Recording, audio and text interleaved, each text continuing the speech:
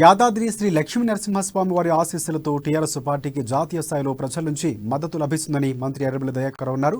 యాదాద్రి లక్ష్మీ నరసింహస్వామి వారిని దర్శించుకున్న ఆయన స్వామివారికి ప్రత్యేక పూజలు నిర్వహించారు. సీఎం కేసీఆర్ చొరవతో యాదాద్రి లక్ష్మీ నరసింహస్వామి వారి ఆలయానికి ప్రపంచవ్యాప్తంగా గుర్తింపు లభించిందన్నారు. రాబోయే రోజుల్లో దేశవ్యాప్తంగా బీఆర్ఎస్ పార్టీ మంచి ఫలితాలు సాధిస్తుందని ఆశాభావాన్ని వ్యక్తం చేశారు.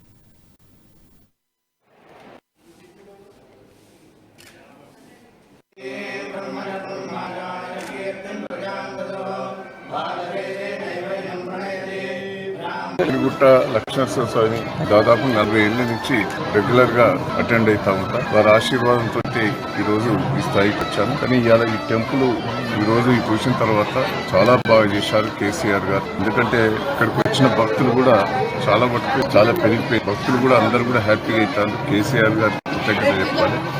ఇంత పెద్ద లక్ష్మీనరసింహ స్వామి టెంపుల్ ఉండి కూడా గతంలో ఎవరు కూడా పట్టించుకోలేదు.